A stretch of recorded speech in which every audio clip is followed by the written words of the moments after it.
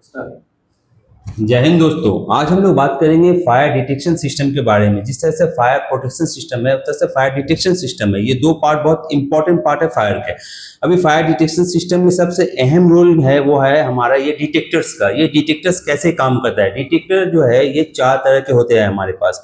Smoke detector, heat detector, flame detector and gas detector. अभी smoke detector अगर हम बात करें तो ये स्मोक डिटेक्टर जो है हमारे पास तीन तरह के होते हैं। एक आयोनाइजेशन स्मोक डिटेक्टर, एक फोटोइलेक्ट्रिक स्मोक डिटेक्टर और एक डुअल सेंसर स्मोक डिटेक्टर। अब ये आयोनाइजेशन सिस्टम काम कैसे करता है? ये आयोनाइजेशन सिस्टम जो काम करता है वो जब हमारा आग लगता है, आग लगने के बाद जो धुआं निकलता है उसमें से रेडियो एक्टिव मटेरियल को लेकर वो प्रोसेस करता है। प्रोसेस करने के बाद सिग्नल वो भेजना चालू करता है।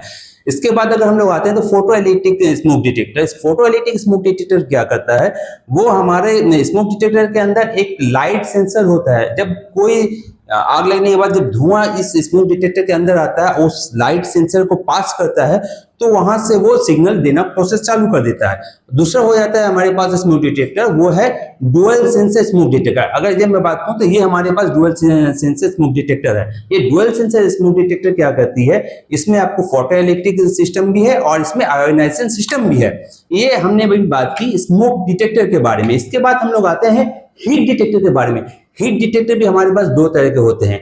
एक है जो आपका फिक्स हीट डिटेक्टर, जिसमें एक फिक्स टेम्परेचर होता है। अगर 57 डिग्री सेल्सियस रूम टेम्परेचर हो गया जहां पे ये लगा हुआ है तो ये सिग्नल देना चालू करती है।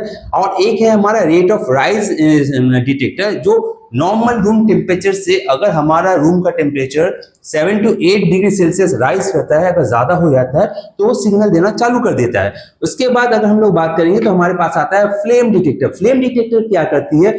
वो जब आग लगती है, आग से इंफ्रारेड लाइट को सेंस करती है। सेंस करने के बाद वो सिग्नल देती है।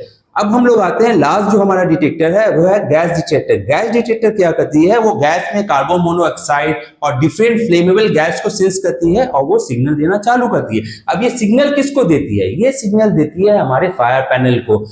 इस स्मोक डिटेक्टर के साथ जो केबल, जो वायर्स कनेक्टेड होता है उसके माध्यम से, उसके थ्रू वो क्या करती है? वो सिग्नल भेज देती है सीधा फायर पैनल को। फायर पैनल कहाँ से किस स्मोक डिटेक्टर से आ रहा है ये सिग्नल वो डिटेक्ट करती है। डिटेक्ट करने के बाद वो सीधा सिग्नल पास करती है किसे? हुटर को।